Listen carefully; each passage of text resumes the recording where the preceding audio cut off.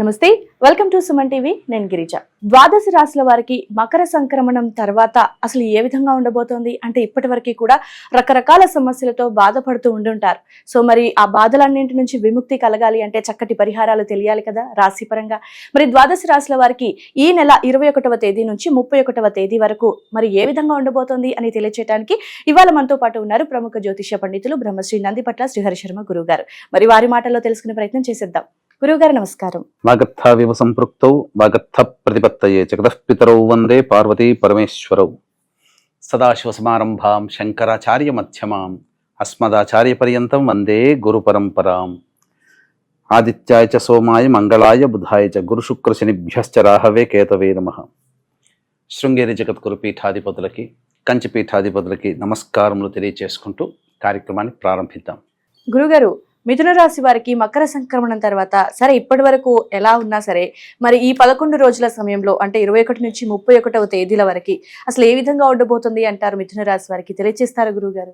మిథున రాశి వారికి ఈ 21వ తారీఖు నుంచి 31వ తారీఖు వరకు ఏ విధంగా ఉండబోతుందని తెలుసుకుంది. గ్రహ సంచారం కుజుడు 2వ స్థానంలో వక్రీకరించి స్తంభించి ఉండడం, అలాగే గురువు వక్రీకరించి 12వ స్థానంలో ఉండడం, 4వ ఇంట కేతువు, 10వ ఇంట రాహువు, 9వ ఇంట శని శుక్రుడు, అలాగే 8వ స్థానంలో రవి మరియు 7వ స్థానంలో బుధుడు. వెరసి చూసుకున్నట్లయితే మిశ్రమమైనటువంటి ఫలితాలు మాత్రమే పొందుతారు. ఒక రకంగా ఇక్కడ ప్రధానంగా మనకు జరిగేటువంటి నష్టం ఏ విధంగా జరుగుతుందో ఈ మిథున రాశి వారికి తెలుసుకుందాం. ఈ 21వ తారీఖు వరకు 31వ తారీఖు వరకు కుజుడు 2వ ఇంట స్తంభించి వక్రీకరించే స్థితి పొంది ఉండడం, ప్రధానంగా ఉత్సాహం అధికంగా ఉంటుంది. కాకపోతే ఏదైనా సాధించగలమనేటువంటి యొక్క శక్తి మీలో ఉంటుంది. కానీ అత్యుత్సాహము, అతి ఆత్మవిశ్వాసము అన్నింటా అనర్థదాయకమని మిథున రాశి వారు గమనించాలి. మీ యొక్క వాక్కుని ఎంత కంట్రోల్ చేసుకుంటే అంత శుభ ఫలితాలు పొందుతారు అని చెప్పవచ్చు. అలాగే గురువు కూడాను యోగించేటువంటి స్థితిలో ఉండడం, యోగదాయకంగా ఉండడం, ముఖ్యంగా రాని బాకీలు వసూలు అవ్వడం అనేటువంటిది ఈ యొక్క మిథున రాశి వారికి గోచరమవుతున్నాయి.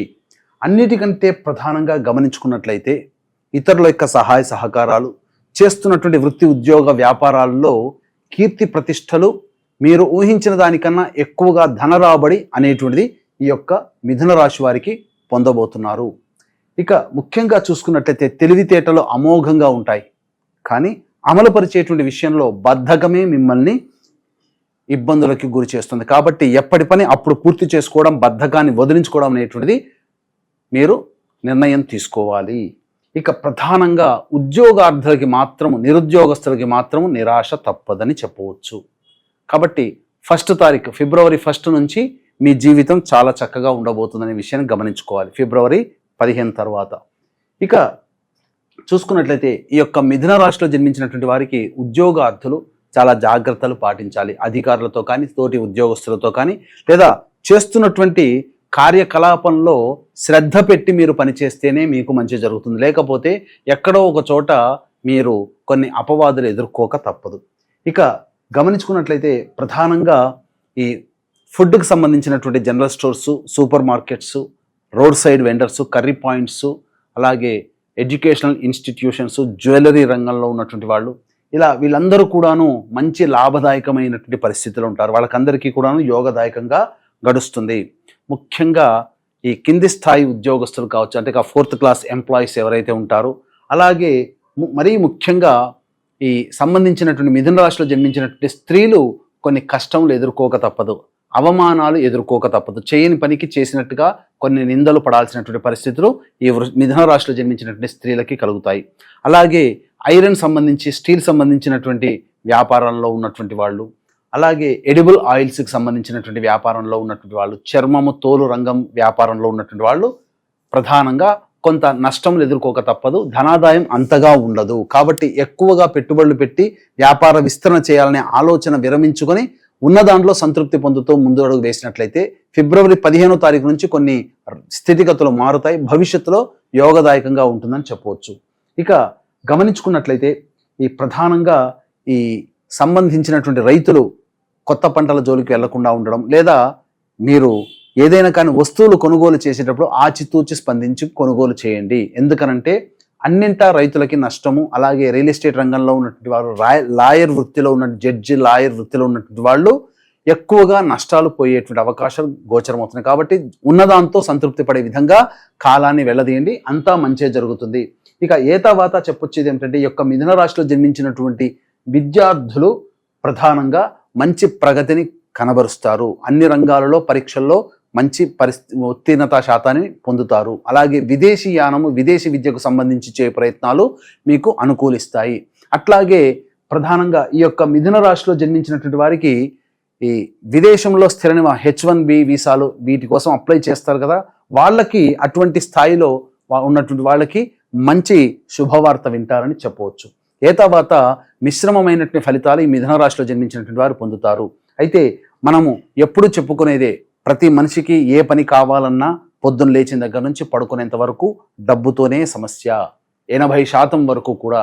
కాబట్టి ఈ 21వ తారీఖు నుంచి 31వ తారీఖు వరకు ఏ రోజుల్లో ధనాదాయం చక్కగా ఉంటుంది, ఏ రోజుల్లో ఖర్చులు ఎక్కువగా ఉంటాయి అనేటువంటి విషయాల గురించి క్లుప్తంగా తెలియజేసుకుందాము. ఇక వీక్షిస్తున్నటువంటి ప్రేక్షకులకి గమనిక, ఈ నెల 28వ తారీఖు రోజున మౌని అమావాస్య సందర్భంగా జాతకరీత్యా కలుగు అనేక రకాల సమస్యల పరిష్కారానికి దశమహావిద్యల హోమాలలో భాగంగా వారాహి హోమం, ప్రత్యంగిర హోమం, బగళాముఖి హోమం, ధూమవతి హోమం మరియు రాజశ్యామల హోమములు అనేటువంటివి పర్ హెడ్ 2100కి చేయించడం జరుగుతుంది. అవకాశం ఉన్న వాళ్ళు కార్యక్రమ తదనంతరం కాంటాక్ట్ చేసి మీ గోత్రనామాదులు నమోదు చేసుకోవచ్చు.